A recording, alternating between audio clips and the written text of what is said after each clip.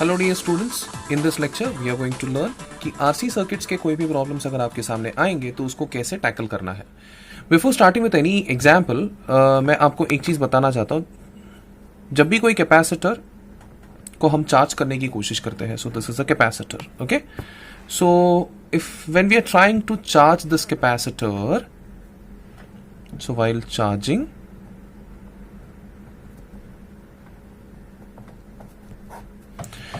while charging you must understand that at t is equal to 0, okay, at t is equal to 0 basically यहाँ पर क्या हो रही है, चार्ज इस पे घुसना स्टार्ट हो रही है। दैट मीन्स ये जो है इजिली चार्ज एक्सेप्ट करेगा, जितना चार्ज एक्सेप्ट करेगा उतना भेजेगा भी। So this will behave as a short circuit, okay, short circuit की तरह बिहेव करेगा, मतलब कोई भी रेजिस्टेंस ये ऑफर नहीं करेगा। And definitely at steady state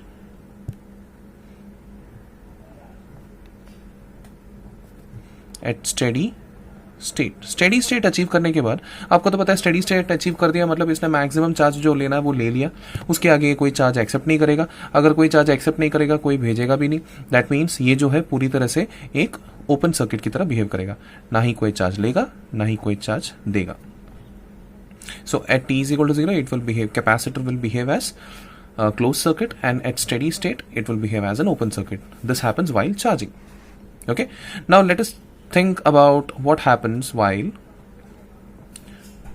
discharging. So while discharging, here I have considered again a capacitor.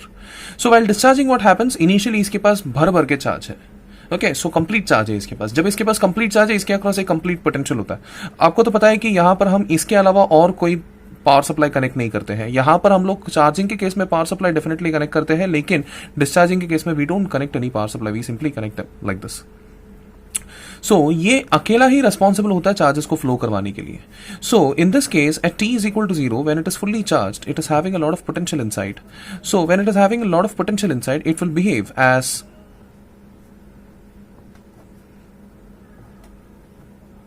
N EMF। For example ये तरफ पॉजिटिव है, ये तरफ नेगेटिव रहेगा। सो EMF का भी ये तरफ पॉजिटिव और ये तरफ नेगेटिव रहेगा। It will behave as a power source, मतलब ये खुद ड्राइव करेगा चार्जेस को। एंड स्टेडी स्टेट जैसे ही पहुंच जाती है, एट स्टेडी स्टेट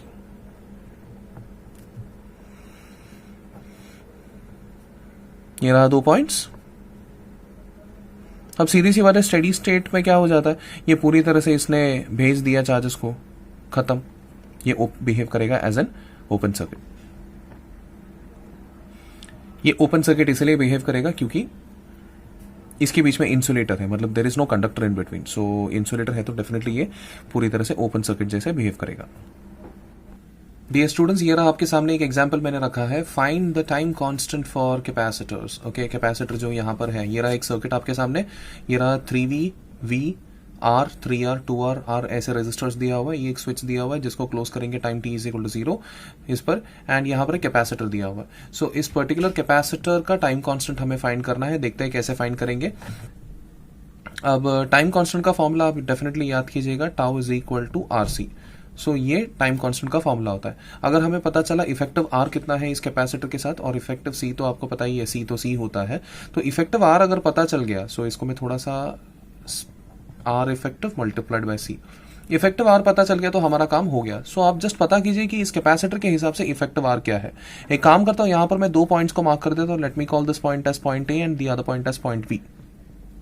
अब इस कैपेसिटर के पॉइंट ऑफ व्यू से इफेक्टिव R कितना है चेक करना है। तो वोल्टेज सोर्सेस के अंदर कोई रेजिस्टेंस है तो उसको कंसिडर करना है, नहीं तो फिर उसको सिंपली शॉर्ट सर्किट जैसे कंसिडर करना है। सो इस सर्किट डायग्राम को अगर मैं रीड्रॉ करूंगा तो कुछ इस तरह दिखाई देगा। ये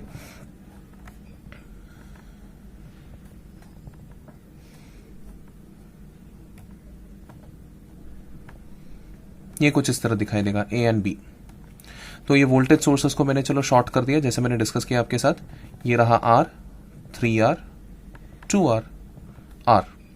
So from this is capacitor, so capacitors, from capacitor's point of view the resistance, overall resistance R effective will be equal to, कैसे पता चलेगा, ये R और 2R को आपको सीरीज में करना है, उसके बाद इस कॉम्बिनेशन को 3R के साथ पैरेलल करना है, उसके बाद इस पर्टिकुलर कॉम्बिनेशन को R के साथ सीरीज में करना है.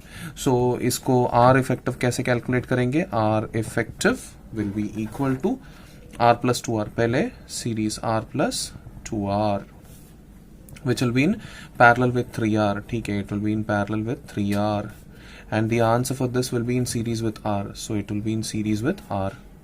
Okay, so R plus 2R is 3R, 3R parallel to 3R will give you 3R by 2 plus R will give you कुल मिलाकर 5R by 2. So the R effective is going to be 5R by 2. Okay, and capacitor के across resistance, effective resistance ये रहा, and then उसके बाद torque that is time effective का expression हो जाएगा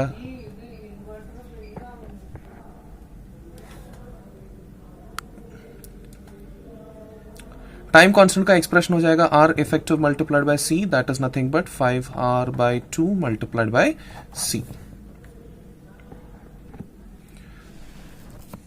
Please pause the video and note it down. Next question देखते हैं. Find the charge on the capacitor after time t if switch is closed at t is equal to 0. यहां पर एक switch है,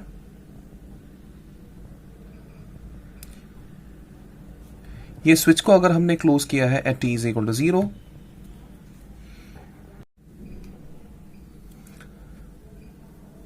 चलो सेकेंड क्वेश्चन की तरफ जाते हैं. Find the charge on the capacitor after time t if switch is closed at time t is equal to 0. ये रहा एक स्विच जिसको क्लोज किया है at time t is equal to 0.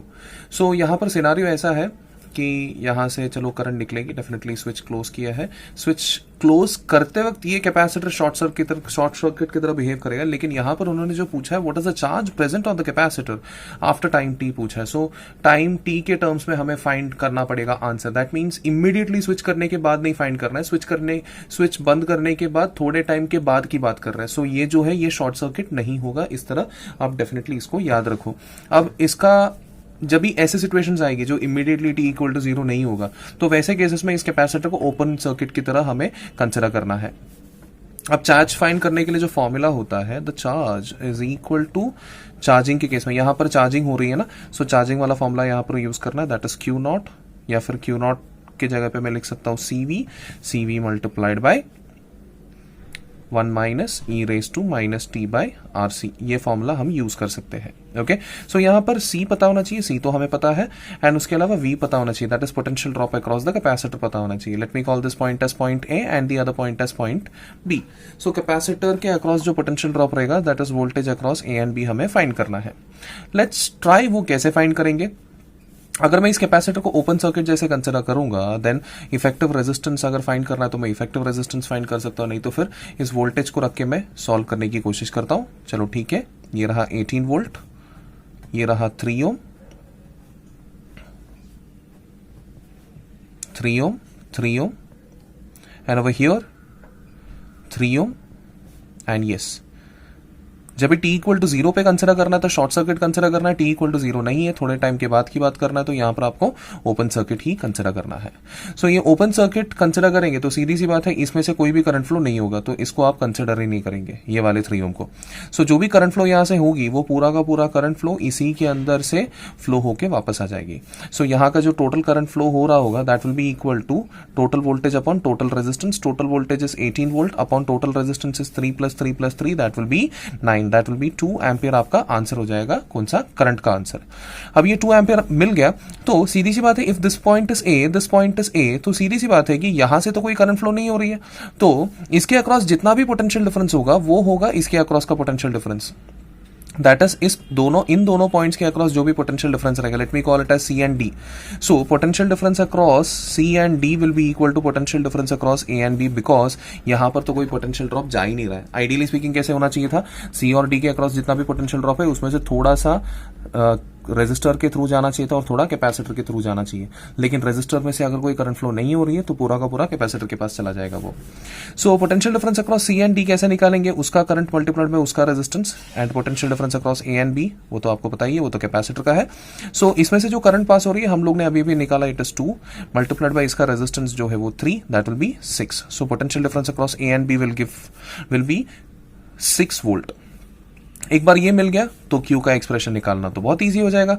Q will be equal to C का value है 4 microfarad, so 4 multiplied by 10 raise to -6 multiplied by 6 is nothing but 6 into 4 बाद में हमें मिल जाएगा 24 multiplied by 1 minus e raise to -t by RC।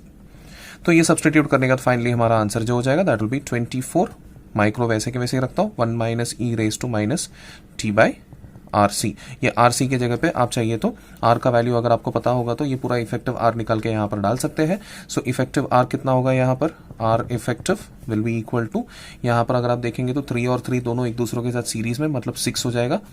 So 3 + 3 parallel to ये 3 हो जाएगा और इसका पूरा का पूरा एडिशन इन सीरीज विद 3 हो जाएगा। सो कुल मिलाकर 6 parallel to 3, 6 parallel to 3 is 2। वो कैसे निकाला उसका एक टेक्निक बताता हूँ। 6 पैरेलल टू 3 + 3 करना है आपको। सो ये 6 को लिखूंगा मैं 6/1, 3 को लिखूंगा मैं 6/2। सो कुल मिलाकर हमें मिल जाएगा 6/3 + 3।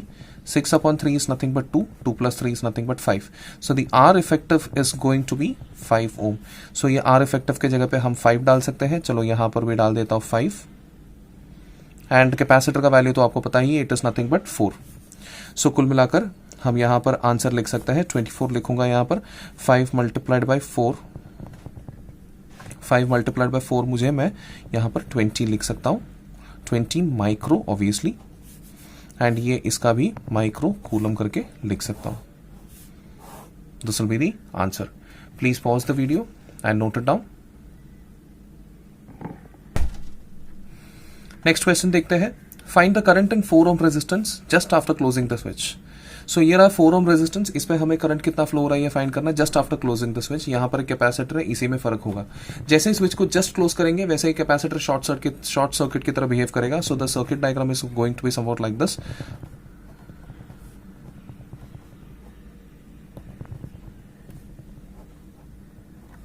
शॉर्ट सर्किट हो गया ना यहाँ पर। So this is 6 ohm, this is 6 ohm, this is 4 ohm. ये होगा 8 वोल्ट जिसका पॉजिटिव इस तरफ है, ये होगा 6 वोल्ट जिसका पॉजिटिव दूसरी तरफ है। ओके, सो ये 6 और 6 को तो कंबाइन कर देंगे तो 6 parallel to 6 is going to be 3 ohm. Okay, 6 parallel to 6 3 ohm होगा।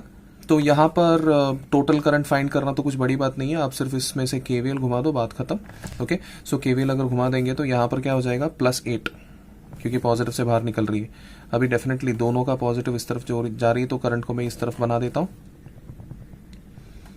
कॉम्बिनेशन से ऊपर आएगी तो यहां से जब नीचे जाएगी तो since we are following current -4i हो जाएगा, एंड यहां से जाएंगे तो +6 हो जाएगा। देन यहां से ऊपर जाते हैं तो कॉम्बिनेशन का वैल्यू है 3 ओम, सो -3i हो जाएगा इक्वल टू 0। 8 + 6 कितना होता है 14 होता है।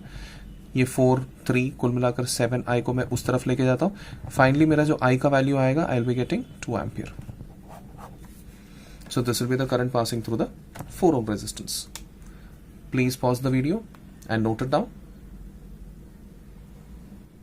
चलो स्टूडेंट्स एक और क्वेश्चन करके देखते हैं। Find the charge on 6 microfarad capacitor. ये रहा 6 माइक्रोफैरड का कैपेसिटर, इस पे हमें चार्ज फाइंड करना है। यहां पर कोई स्विचेस के बारे में मेंशन किया ही नहीं है, इसका मतलब हमें ये अज्यूम करना है कि स्विच बहुत पहले क्लोज किया होगा, अब ये स्टेडी स्टेट पर पहुंच चुका है। तो स्टेडी स्टेट पर बेसिकली क्या होता है आपको तो पता होता है, कैपेसिटर्स जो है फुल्ली चार्ज हो जाते हैं, उनके पोटेंशियल्स मैक्सिमम हो जाते हैं। अब उनके अक्रॉस वोल्टेज कुछ ना कुछ तो वैल्यू होता है। अब ऐसे केसेस में जो भी करंट यहां से पास हो रही होगी वो करंट डेफिनेटली ऊपर की तरफ तो नहीं जा रही है, वो यहां पर ही जाती है। ओके, सो पूरा का पूरा करंट अगर यहां पर पास हो रही है तो लेट मी कंसिडर कि इसका जो करंट का वैल्यू पहले फाइंड कर लेते हैं, देखते हैं क्या होगा इसमें से। फाइंड कर लेते हैं। आई जो होगा total voltage upon total resistance होगा। टोटल वोल्टेज जो है that will B 30 and total resistance will be 6 + 4 that is 10। कुल मिलाकर करंट का वैल्यू हमें मिल जाएगा 3 ओम। अब करंट का वैल्यू फाइंड करने से क्या होगा, सी मेरा स्ट्रैटेजी मैं आपको बता देता हूं। पहले मैं क्या करूंगा, नीचे का पोटेंशियल फाइंड करूंगा। कुछ ना कुछ तो नाम दे देता हूं। एक काम करता हूं, ऊपर के पॉइंट को ए और नीचे के पॉइंट को बी बोल देता हूं। नीचे का पोटेंशियल फाइंड करूंगा, फिर मैं ऊपर का पोटेंशियल फाइंड करूंगा। पोटेंशियल डिफरेंस मिल गया, कैपेसिटेंस का वैल्यू है तो चार्ज इजीली मिल जाता है। That is my strategy. देखते हैं उसके साथ अभी कैसे सॉल्व करना है। अब नीचे के पॉइंट का पोटेंशियल फाइंड करने के लिए ओम्स लॉ यूज करना पड़ेगा, ऊपर के पॉइंट का पोटेंशियल यूज करने के लिए कुछ ना कुछ तो चार्ज वाला लॉजिक यूज करना पड़ेगा। Let's see one by one. पहले नीचे का निकाल लेते हैं। नीचे का बहुत ही सिंपल है। एक बार करंट मिल गया तो मैं बोल सकता हूं लेट मी से इनके बीच में total potential difference is 30 volt, right. एक काम करता हूं, ये अगर 30 में अज्यूम कर रहा हूं तो उसके हिसाब से इधर 0 हो जाएगा ना। सी हमें वैसे भी एक एक पॉइंट्स के पोटेंशियल एग्जैक्ट वैल्यू निकालने का जरूरत नहीं है, हमें सिर्फ उनके बीच के डिफरेंस से मतलब होता है। तो आप कुछ भी वैल्यू ले लो, डिफरेंस अगर सेम मेंटेन करोगे तो प्रॉब्लम सॉल्व। तो इसको 30 कंसिडर करो और इसको 0 कंसिडर करो। तो इन दोनों के बीच का जो पोटेंशियल डिफरेंस है that is equal to current multiplied by resistance. So potential difference 30 minus VB will be equal to उसका करंट कितना है, let me call this I multiplied by resistance. I का वैल्यू क्या है, I का value अभी हम लोग ने निकाला 3 होता है, 3 मल्टीप्लाइड बाय 6 ओम हो जाए, 6 ओम कुल मिलाकर 18। So 30 minus VB is equal to 18, 18 को इस तरफ लेके जाओ। So VB is equal to 30 minus 18 that is 12 volt मिल जाएगा मुझे। सो VB का वैल्यू 12 वोल्ट तो मिल ही गया। अब मुझे ऊपर के पोटेंशियल का वैल्यू निकालना है, वो कैसे निकालेंगे, बहुत ही सिंपल। सो इसके हिसाब से एक काम करता हूं, KCL का लॉजिक अप्लाई कर लेता हूं। दैट मीन्स इधर से इस तरफ का चार्ज एंड इस तरफ का चार्ज, इस तरफ का चार्ज, तीनों के चार्जेस को अगर ऐड करूंगा with respect to this particular point तो उसका आंसर क्या मिलेगा मुझे, 0। सो इसको एक काम कर लेता हूं, Q1 बुलाता हूं, Q2 बुलाता हूं और इसको मैं Q3 बुलाता हूं। सो इन शॉर्ट मैं बोल सकता हूं Q1 plus Q2 plus Q3 is going to be equal to 0। Q1 के जगह पे क्या लिखूंगा, C इंटू इसका पोटेंशियल डिफरेंस। इसका potential difference C is what 4 micro multiplied by इसका potential difference is VA minus 30, VA minus 30। C potential difference जब मैं VA माइनस 30 लिख रहा हूं तो वहां पर मैं अज्यूम कर रहा हूं कि I am assuming that charges जो है ना, चार्जेस का फ्लो इस तरह है, सभी चार्जेस के फ्लो में बाहर की तरफ करके अज्यूम कर रहा हूं। तो इसी वजह से सभी को मैं एक ही साइन डालूंगा, तो साइन किसी का चेंज नहीं कर रहा हूं। ओके, सिमिलर आप कोई भी एक पर्टिकुलर डायरेक्शन अज्यूम कर सकते हैं, बस वो डायरेक्शन जो भी अज्यूम कर रहे हो उसके हिसाब से पोटेंशियल डिफरेंस मेंशन करो। सिमिलरली यहां पर भी अगर हम लोग चार्ज स्टोर्ड फाइंड करना है तो CV निकालना है। C का वैल्यू है 6 माइक्रो मल्टीप्लाइड बाय इनके बीच का potential difference is VA minus इधर का पोटेंशियल कितना है हम लोग ने फाइंड किया, इट इज 12 प्लस इनके बीच का potential difference will be C वापस 2 माइक्रो मल्टीप्लाइड बाय इनके बीच का potential difference is VA minus 0 equal to 0। ये माइक्रो को एक काम करो, कॉमन निकाल के 0 के नीचे डिवाइड कर दो, 2 को भी कॉमन निकाल के 0 के नीचे डिवाइड कर दो, यहां पर सर्टेन नंबर्स बच जाएंगे। So 2 multiplied by VA is 2VA minus 2 multiplied by 30 is 60 plus 3 multiplied by VA is 3VA minus 3 multiplied by 12 is 36 plus VA is equal to 0। So 2VA plus 3VA is 5VA, 5VA plus VA is equal to 6VA, कुल मिलाकर यहां पर 6VA आएगा। And यहां पर 60 plus 36 is 96 आएगा दूसरी तरफ। अब इसको आपको 3 के टेबल से कैंसिल करना है। सो सिंपल सा फंडा है ये, 6 के टेबल से आपको कैंसिल करना है। सो 6 के टेबल से अगर कैंसिल करने की कोशिश करें तो 6 1s are 6 10 15 16 आ जाएगा। सो कुल मिलाकर VA का जो वैल्यू है दैट विल बी 16 वोल्ट। एक बार ये 16 वोल्ट मिल गया तो आपका काम एक्चुअली हो गया। आपको फाइंड करना है इस पर्टिकुलर 6 माइक्रोफैरड के अक्रॉस कितना चार्ज होता है। सो चार्ज का expression will be equal to C multiplied by V। V मतलब क्या, VA minus VB। Okay, C का वैल्यू है 6 माइक्रो मल्टीप्लाइड बाय VA का वैल्यू इज 16 एंड VB का value is 12। 16 minus 12 will be 4. 4 into 6 is 24 microcoulomb. That's going to be your answer. Requesting you guys to please pause the video and note it down. ये रहा, मैंने display कर दिया पूरी तरह से। चलो सॉल्व करते हैं एक और question. Find the charge on the capacitor. ये कैपेसिटर पे चार्ज कितना है फाइंड करना है। अब यहां पर भी उन्होंने कुछ बताया नहीं है कि स्विच कब क्लोज हो रही है। इसका मतलब हमें अज्यूम करना है कि ये बहुत पहले क्लोज हो चुका होगा, स्टेडी स्टेट में पहुंच चुका होगा। स्टेडी स्टेट में पहुंच गया मतलब ये अभी फुल्ली चार्ज हो गया। फुल्ली चार्ज हो गया मतलब इसमें से अभी और कोई करंट एक्सेप्ट नहीं करेगा। करंट एक्सेप्ट नहीं करेगा तो उसके बाजू में जो भी रेजिस्टेंस रहेगा वो तो कोई काम का ही नहीं है। तो आप एक काम कीजिए, इफेक्टिव रेजिस्टेंस अगर पता करना तो इफेक्टिव रेजिस्टेंस पता कर लीजिए, कोई दिक्कत नहीं उसमें। इफेक्टिव रेजिस्टेंस अगर पता करने की कोशिश करेंगे, so effective resistance is going to be 8 parallel to 4 plus 4, so R effective will be equal to 8 parallel to 4 plus 4। 8 को लिखूंगा 8/1, पैरेलल टू 4 को लिखूंगा 8/2 प्लस 4, ये कुल मिलाकर आपको मिलेगा 8/3 plus 4। That is nothing but, ये इसके साथ अगर मल्टीप्लाई हो जाएगा, 4 into 3 is 12, 12 plus 8 is 20। Effective resistance जो है वो 20/3 है। इफेक्टिव रेजिस्टेंस निकालने से क्या फायदा होता है? बहुत ही सिंपल सा फायदा होता है। इसके अक्रॉस अगर आपको पोटेंशियल डिफरेंस पता करना है, ये ईएमएफ है, इसको आर जैसे एज्यूम करो, तो मैं लिख सकता हूं V is equal to E minus IR। इसके लिए मुझे I की जरूरत होती है, I के लिए हमें इफेक्टिव रेजिस्टेंस की जरूरत होती है। इफेक्टिव रेजिस्टेंस एक बार मिल गया तो I फाइंड करना बहुत ईजी हो जाता है। I is nothing but V upon R effective. V का वैल्यू है 20 वोल्ट, R का वैल्यू है 20/3, कुल मिलाकर मुझे I का वैल्यू मिल जाएगा 3 एम्पियर। बस अभी सब्सटीट्यूट कर दीजिए, E का वैल्यू है 20 माइनस I का वैल्यू है 3 मल्टीप्लाइड बाई ये जो 4 है 4 डाल दीजिए, 20 माइनस 12 जो होता है वो 8 वोल्ट होता है। हमने फाइंड किया potential difference across 8 ohm resistance कितना होता है करके। अब सीधी सी बात है, इसमें से अगर कोई करंट फ्लो नहीं हो रही है तो इसके अक्रॉस कोई पोटेंशियल ड्रॉप नहीं होगा। इसका मतलब ये जो V जितना भी वोल्ट रहेगा वो पूरा का पूरा V 2 वोल्ट कैपेसिटर के 2 माइक्रोफैरेड कैपेसिटर के अक्रॉस भी वो पूरा का पूरा वोल्टेज एक्ट होगा। सो कैपेसिटर के अक्रॉस भी जो वोल्टेज हम लोग ने फाइंड किया that is nothing but 8 volt. So capacitor के केस में अगर चार्ज फाइंड करना, charge is nothing but C multiplied by V। C का वैल्यू है 2 micro multiplied by V, V is 8, कुल मिलाकर हमारा आंसर हो जाएगा 16 micro coulomb. That's your answer. Please pause the video and note it down. I believe ये lecture आप लोगों के लिए काफी फ्रूटफुल रहा होगा। सो ये लेक्चर में मैंने आपको ये सिखाया कि कैसे सॉल्व करते हैं आरसी सर्किट्स को। तो बहुत ही सिंपल होता है, जस्ट कुछ कुछ प्रिंसिपल्स आपको दिमाग में रखने हैं। टाइम जीरो के टाइम पे क्या कंसिडर करना है, और टाइम जब जीरो नहीं होता है तो उस टाइम पर क्या कंसिडर करना है। तो ये सारी चीजें अगर आपके दिमाग में रहेंगे तो आरसी सर्किट्स के न्यूमेरिकल सॉल्व करना बहुत ही ईजी हो जाता है। सो लेट्स होप कि ये लेक्चर आपके लिए काफी फ्रूटफुल रहेगा एंड मेक श्योर कि आप लोग और प्रैक्टिस करते रहे इस चीज को। So signing off, this is Jitin Abraham teaching for Zeta institute of science, Kalewadi, Pimpri, Pune. Bye bye.